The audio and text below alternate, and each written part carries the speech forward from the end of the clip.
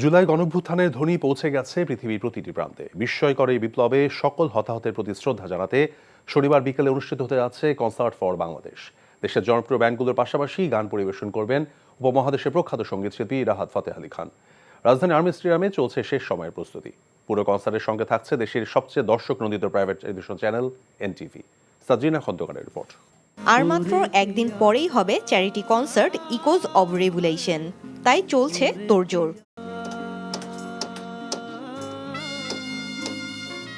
একদিকে মঞ্চ সাজানোর প্রস্তুতি, অন্যদিকে চলছে টিকিট বিক্রয়।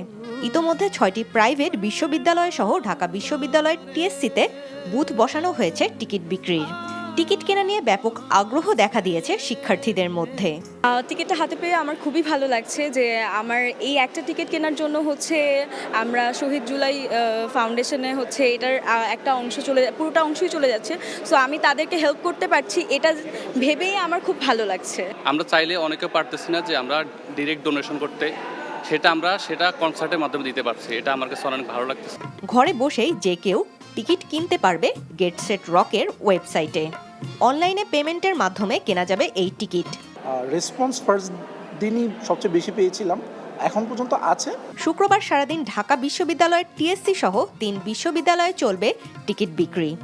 এছাড়াও শনিবার দিন আর্মি স্টেডিয়ামে টিকিট বিক্রির ভাবনা রয়েছে আয়োজকদের। ফিজিক্যাল টিকিট আমরা সেল করছি আগামীকালকে সকাল 10টা থেকে রাত 10টা পর্যন্ত ঢাকা বিশ্ববিদ্যালয় টিএসসিতে, এবং এর বাইরেও আহসানুল্লাহ ইউনিভার্সিটি, শান্তামারিয়াম ইউনিভার্সিটি এবং সাউথ ইস্ট ইউনিভার্সিটিতেও টিকিট পাওয়া যাবে আমাদের ফিজিক্যাল টিকিট। আর এর বাইরে এটা সকাল 10টা থেকে বিকেল 5টা পর্যন্ত পাওয়া যাবে। সবাইকে এই আয়োজনটি সফল করার আহ্বান জানান স্পিরিটস অব জুলাই এর প্রধান আয়োজক। আমরা প্রত্যাশা করব যে সবাই আসলে এই জায়গাটিতে এই ধরনের আইন শৃঙ্খলা রক্ষা থেকে শুরু করে একটি সুন্দর এবং সুষ্ঠুভাবে এটি যাতে পরিচালিত হয়। শনিবার বিকেল 4টা থেকে মঞ্চ মাতাবেন দেশের জনপ্রিয় ব্যান্ড শিল্পী সহ কোটি শ্রোতার হৃদয়ে ঝড় তোলা উপমহাদেশের প্রখ্যাত সঙ্গীত শিল্পী রাহাত ফতেহ আলী খান। চ্যারিটি কনসার্টের মতো এই মহৎ উদ্যোগের পাশে রয়েছে জনপ্রিয় চ্যানেল এনটিভি। আজকে সেটার প্রস্তুতি চলছে এবং এনটিভি এটার সঙ্গে মিডিয়া পার্টনার হিসেবে আছে। আমি মনে করি যে কোনো বড় কিছুর সঙ্গে এনটিভি সবসময় থাকে, ভালো কিছুর সঙ্গে এনটিভি সবসময় থাকে। 1971 সালের কনসার্ট ফর বাংলাদেশের পরে 2024 সালে নতুনভাবে দেশের স্বাধীনতায় যারা পাশে ছিল তাদের জন্য আয়োজন করা হচ্ছে এই charity concert. Sadrina Khandakar, NTV news, Dhaka. যা দেখেছি সেটা তো স্বাভাবিক কোনো বিষয় না। যার ব্যথা সেই বুঝে। আজকে একটা বিশেষ কারণে দেরি হয়ে গেছে। বিশেষ কেউ নয় তো যার জন্য দেরি হলো।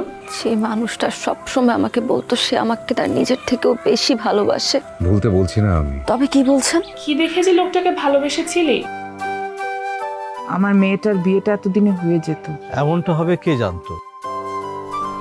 রতন ভাই। আরে আমার ফুফাতো ভাই। ও হ্যাঁ, কি হয়েছে?